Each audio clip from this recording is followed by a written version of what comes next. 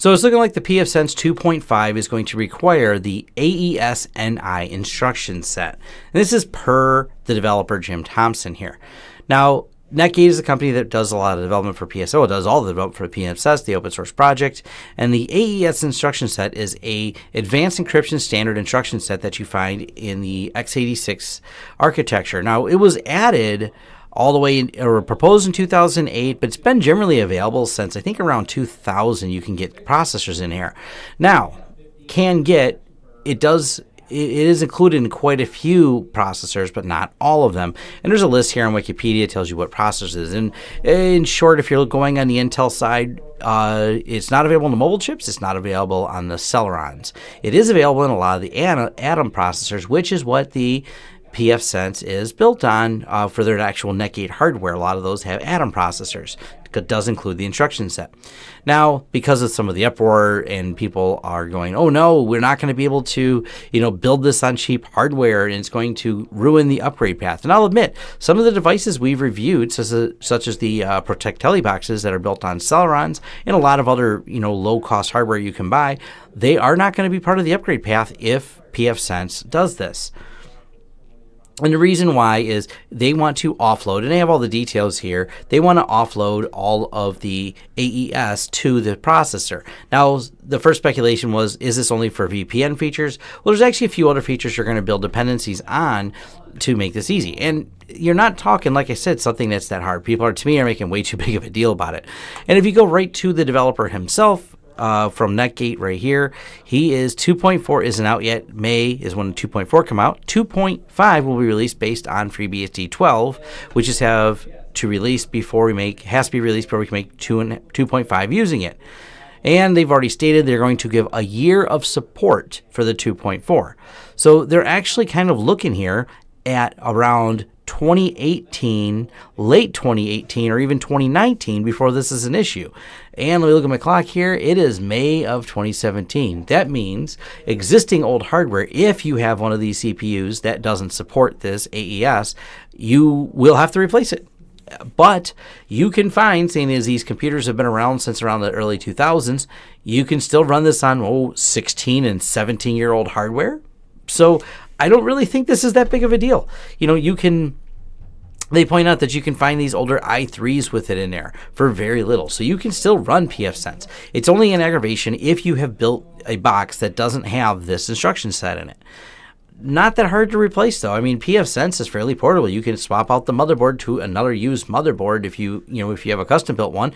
Backup, restore, and away you go. Now you on the path. By the way, you have 2 years to figure this out.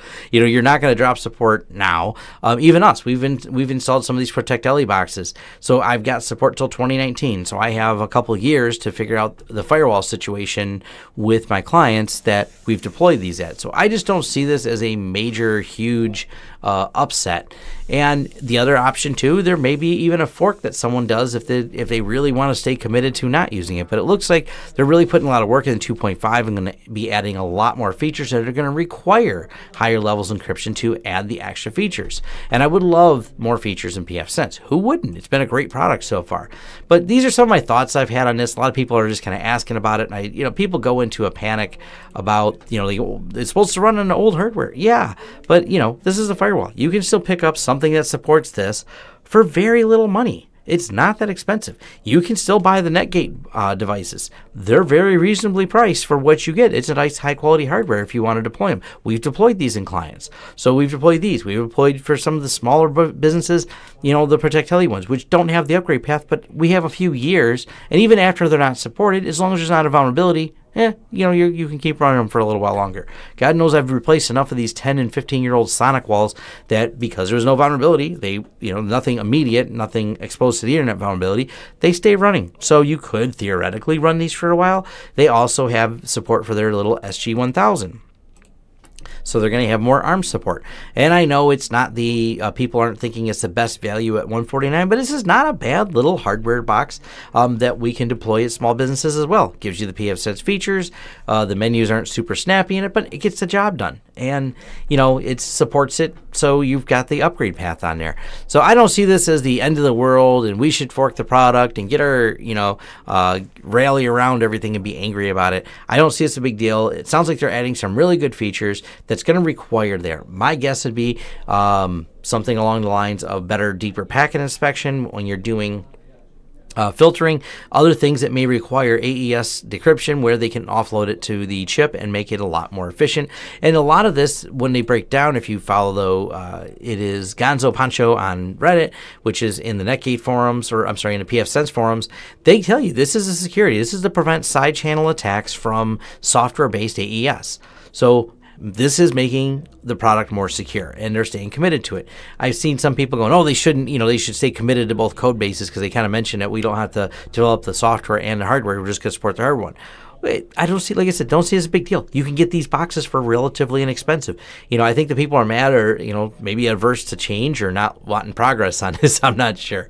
But those are my thoughts on the pfSense and the new AES NI. So that way when people ask, I can just send this link out there.